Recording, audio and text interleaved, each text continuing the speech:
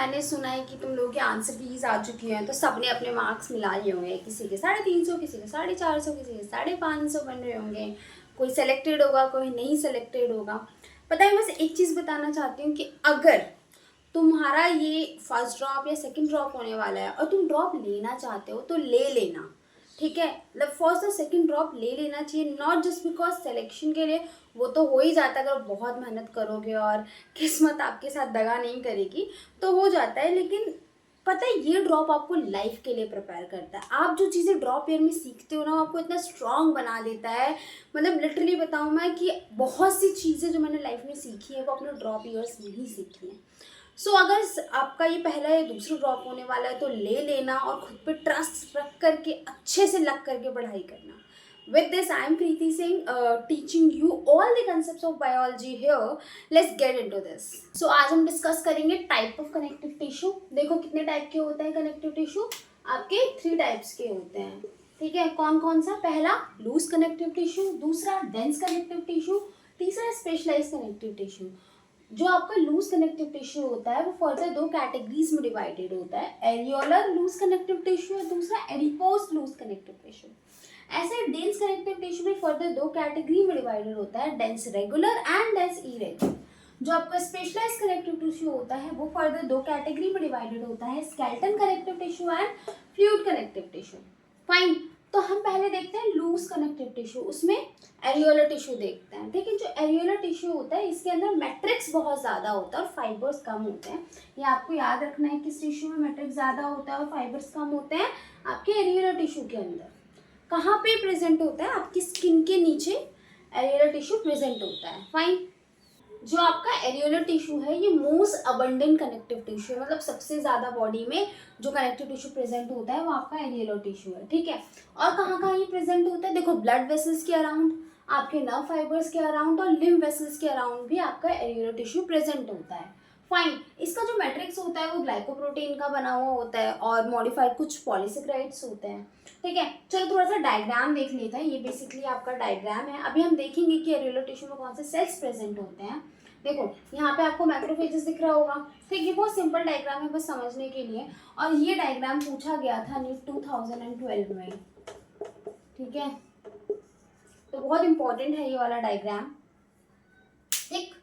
Okay, तो ये आपका फाइब्रोब्लास्ट होता है, इसके साथ कोलेजन अटैच्ड है, ठीक। आपके इलास्टिन फाइबर्स इसमें प्रेजेंट होते हैं, मास्ट सेल्स भी होते हैं आपके एरियोलर टिश्यू में, ठीक। और बेसिकली मैट्रिक्स बहुत ज़्यादा होता है, फाइबर्स कम होते हैं। तो अब देखते हैं एरियोलर टिश्यू में किस किस तरह के सेल्स प्रेजेंट होते हैं। मैंने डायग्राम में तो दिखाई दिया। देखो, फाइब्रोब्लास्ट होता है इसमें, ठीक है।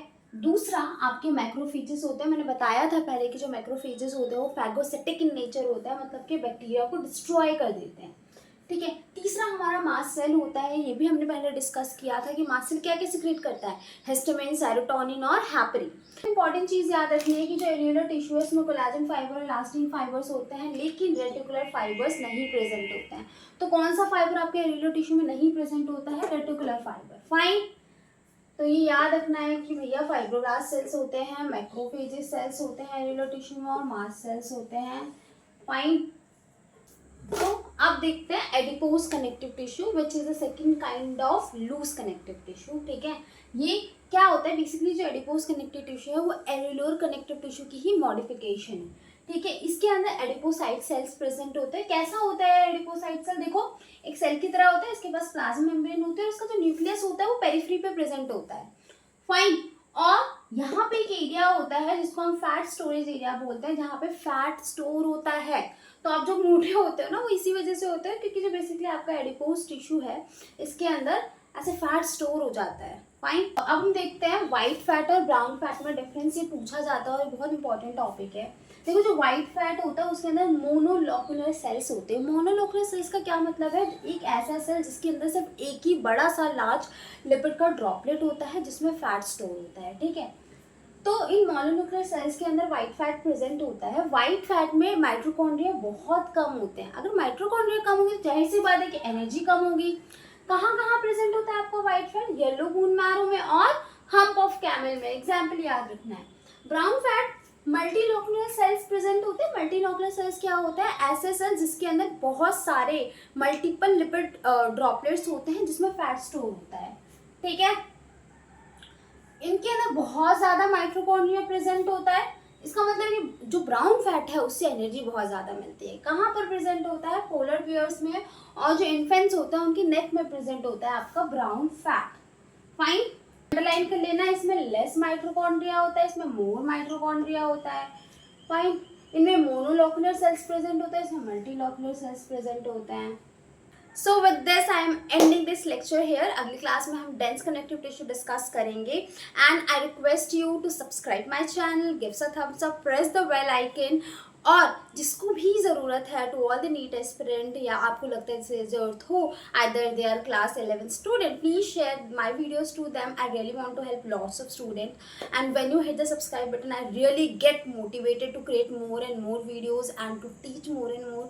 Already I'm very passionate for teaching also, and bye bye, and remember this, पढ़ाई करनी है पर खुश रह के करनी है, तो study happily, okay?